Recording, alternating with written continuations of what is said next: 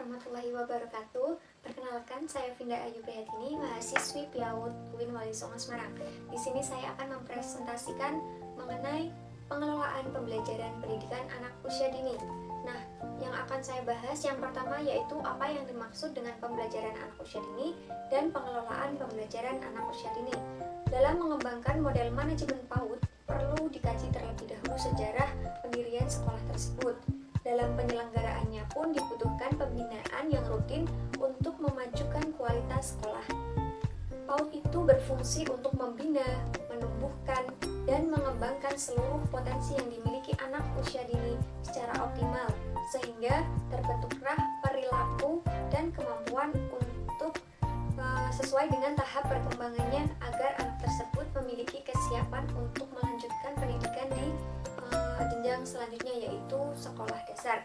Sedemikian pentingnya masa ini, masa Golden Age atau masa keemasan itu. Golden Age sendiri merupakan suatu masa keemasan anak usia dini usia 0 sampai 6 tahun, di mana anak harus diberikan pendidikan, stimulus, dan contoh konkret dari berbagai pihak dan lingkungannya dalam rangka memenuhi tahapan-tahapan perkembangan termasuk perkembangan otak dan kecerdasannya.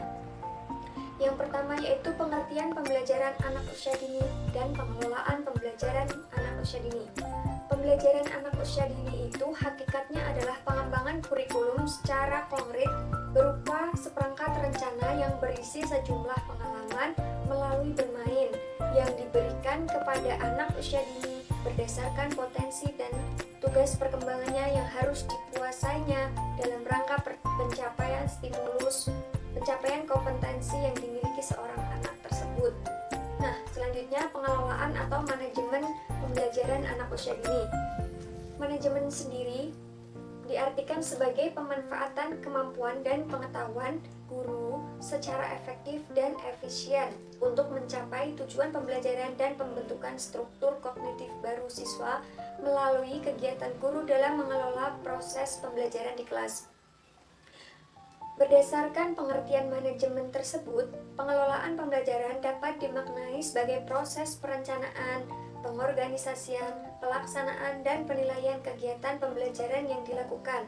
Terdapat beberapa penelitian yang berkaitan dengan pengelolaan pembelajaran PAUD. Pendekatan dalam proses pembelajaran anak usia dini. Yang pertama itu berorientasi pada kebutuhan anak.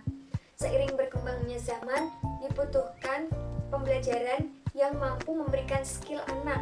Kegiatan belajar pada anak usia dini juga senantiasa berorientasi pada kebutuhan anak tersebut untuk mendapatkan layanan pendidikan, kesehatan, dan gizi yang dilaksanakan secara terpadu dan holistik. Contohnya kegiatan yang berorientasi pada kebutuhan anak itu butuh kemandirian. Anak diajarkan sejak dini untuk melakukan kemandiriannya. Contohkan melakukan sesuatu, diajarkan dengan toilet training sejak dini. Itu melatih kemandirian anak. Yang kedua yaitu berorientasi pada perkembangan anak. Secara pedagogis, perkembangan merupakan suatu proses yang bersifat kumulatif. Maksudnya itu bahwa perkembangan terdahulu akan menjadi dasar bagi perkembangan selanjutnya. Secara teoritisnya itu berdasarkan aspek perkembangan, seorang anak dapat belajar dengan sebaik-baiknya apabila kebutuhan fisiknya itu terpenuhi dan psikologisnya itu merasa tentram.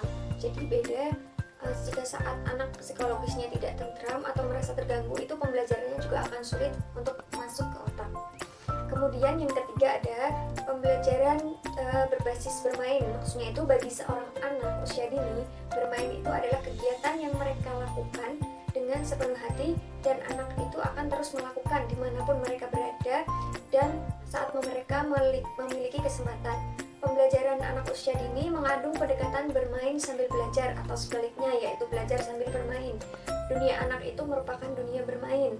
Dengan bermain, mereka menggunakan tubuhnya untuk menstimulus indranya. Dengan bermain pula, anak juga menemukan serta mempelajari hal-hal baru yang belum ia pernah temui atau mereka banyak melakukan eksplorasi. Kemudian selanjutnya yaitu pembelajaran terpadu. Pembelajaran terpadu ini adalah suatu bentuk pembelajaran yang memadukan peristiwa otentik yang dapat mendorong rasa ingin tahu anak untuk memecahkan suatu masalah melalui pendekatan eksplorasi atau investigasi.